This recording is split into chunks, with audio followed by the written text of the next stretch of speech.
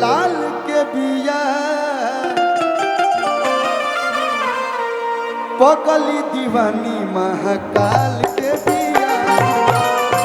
आप भी महाकाल की भक्तिन हैं। भगवान करे फ्यूचर में आपने जैसा ना सोचा हो वैसा आपको वर मिले। वर मीन सुंदर हस्बैंड मिले। हाँ हाँ। दुख न कबहु सतावे। जितने भी भोले बाबा के भक्त हैं वो कभी दुखी नहीं हो सकते। क्या भैया? क्या भैया? जब तक सर पे महादेव का हाथ है, जब तक उनका साथ है, दुख दूर दूर तक नहीं आएगा। क्योंकि दुख न कबहु सतावे,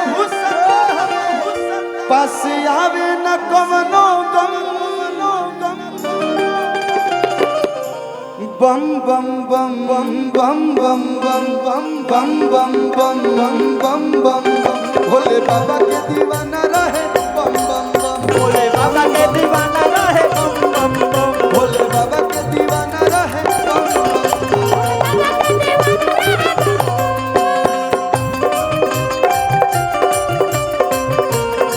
थैंक यू।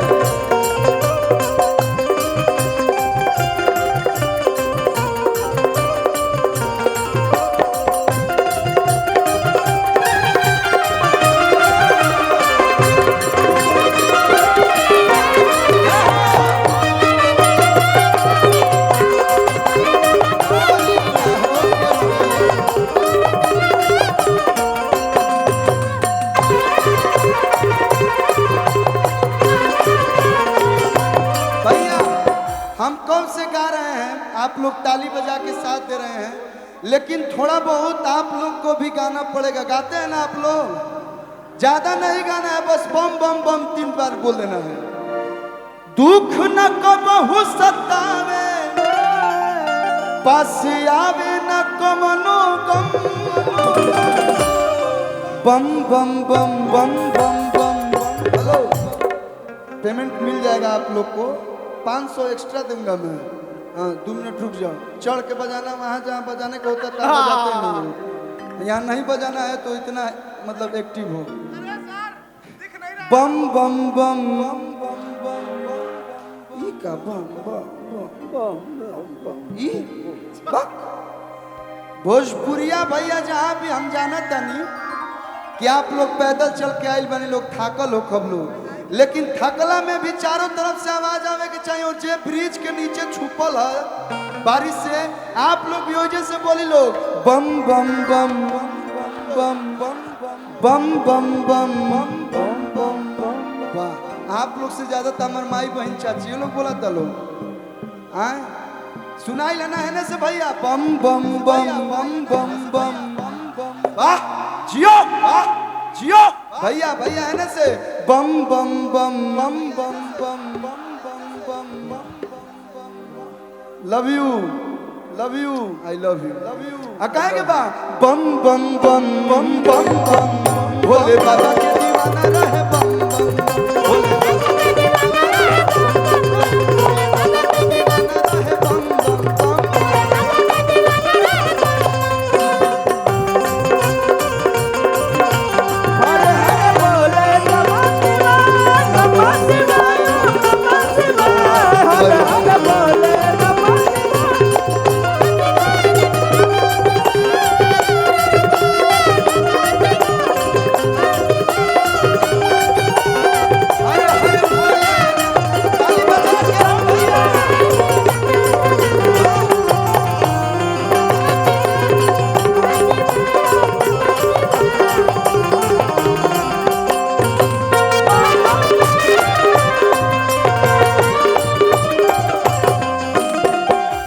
हमें देव के देव,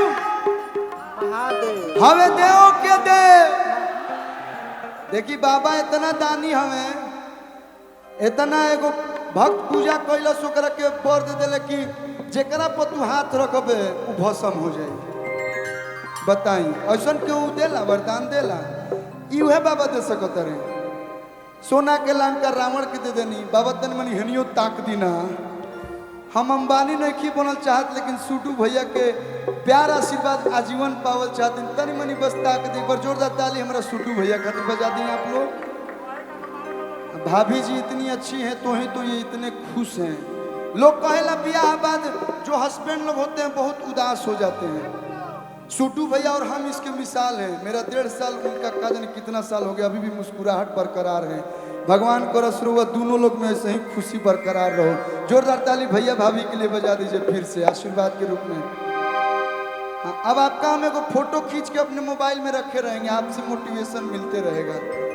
हो सके रहुआ दिखावा में भी हंसत होगी, लेकिन हंसत नहीं कहे के बाद हवे देव के देव महादेव महादानी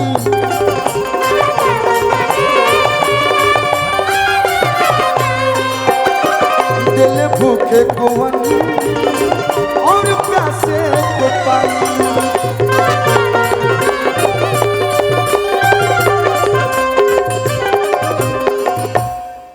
हवे देव के देव महादेव महादानी दिल भूखे कौन और प्यासे को पानी। भक्तन के ऊपर बाबा रखेले अपन नयन, भक्तन के ऊपर बाबा रखेले अपन नयन। रउआ जोलो चढ़ा देबे एक लोटा बाबा खुश, बेलपत्र चढ़ा देनी बाबा खुश। कि ई उ कुल ना होला। जब जागरण के प्रोग्राम हो सूटू भैया से कहो कोनो शादी ब्याह में बनावे के ओ जनू गवाई कि नाचो भोला के भक्तो नागिन जैसन। ओ गाना पर डांस हो सब हम सपेरा बनत त लोग नाग बनी हलो, एक से एक नाग जाइल बड़े से। कहे के बा भक्तन के ऊपर बाबा रखेले अपन नयन। कहे के बा बम बम बम बम बम बम बम बम बम भोले बाबा के दीवाना रहे बम बम बम।